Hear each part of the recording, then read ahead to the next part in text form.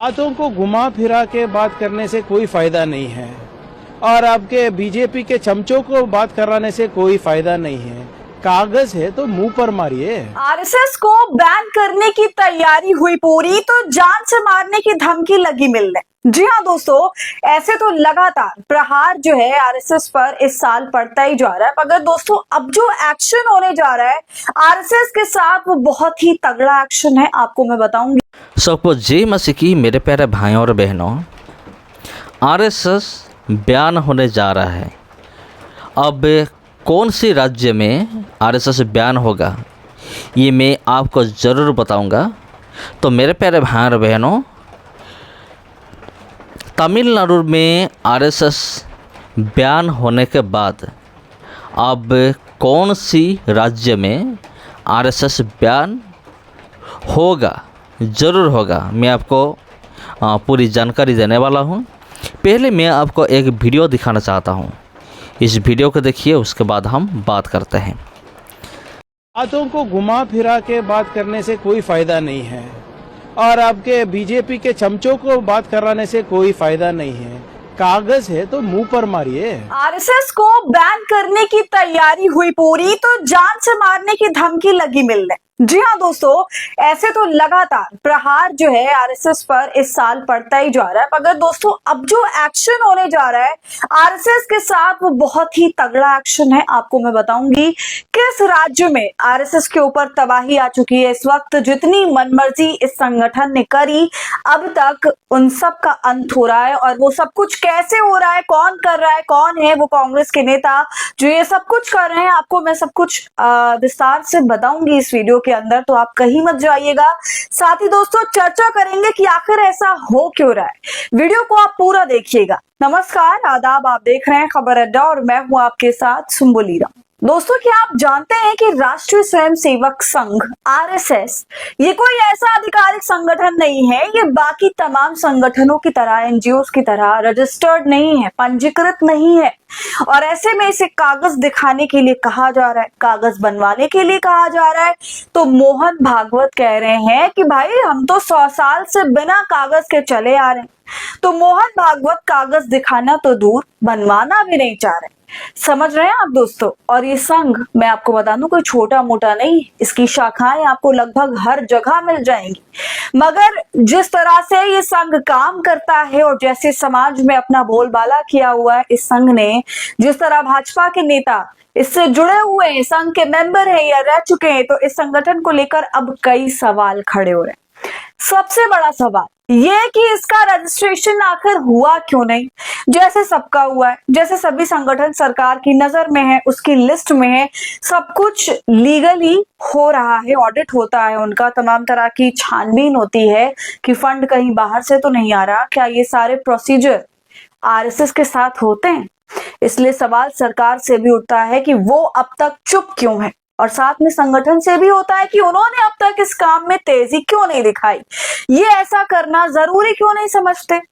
मगर दोस्तों अब इस पर बड़ी गाज गिर रही है। ये मुहिम काफी वक्त से कांग्रेस के नेता प्रियांक खड़गे, कर्नाटक में मंत्री हैं मल्लिकार्जुन खड़गे के बेटे भी हैं। हुआ क्या, इन्होंने एक बड़ी मुहिम छेड़ी हुई है लगभग 2 सालों से और लगातार इस पर सवाल उठा रहे हैं। और अब एक बार फिर से इस मामले पर बड़ी बात हो रही है।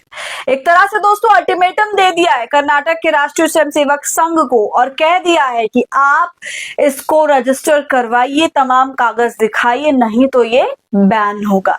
सबसे पहले आप ये खबर देखिए दोस्तों। मेरी रगों में अंबेडकर का खून दौड़ता है, आरएसएस से कागज मांगने के मुद्दे पर प्रियांक खड़गे पीछे हटने को नहीं तैयार।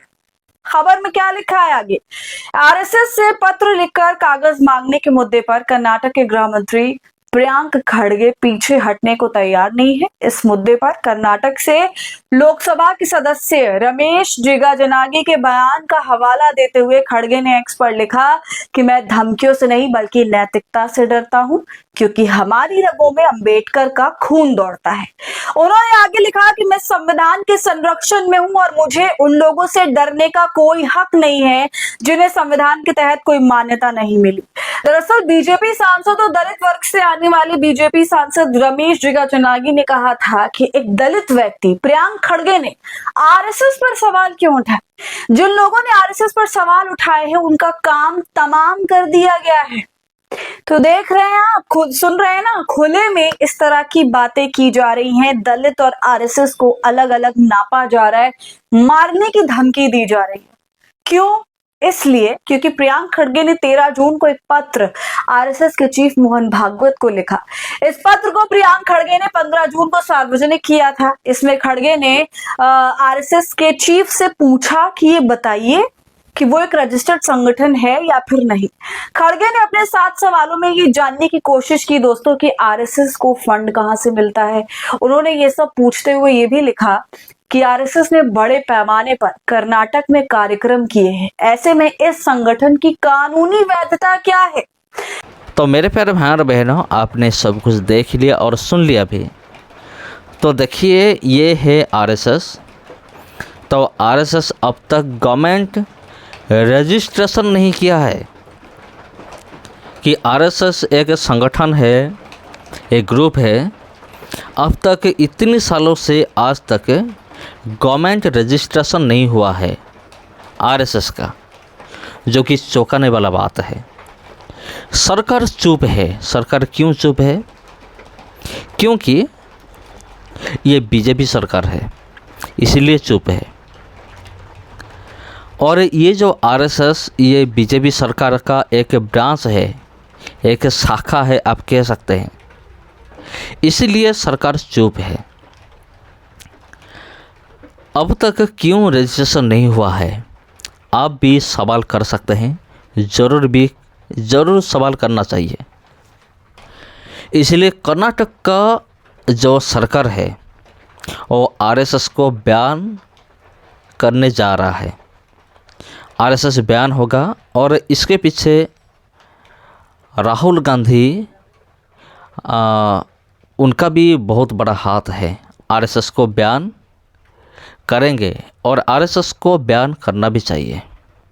क्यों करना चाहिए? पहले तो ये लोग गुंडागर्दी करते हैं और करवाते हैं, दंगा करवाते हैं। और दूसरी चीज़ ये कि इल्लीगल संगठन है। जी हाँ, ये एक इल्लीगल संगठन है।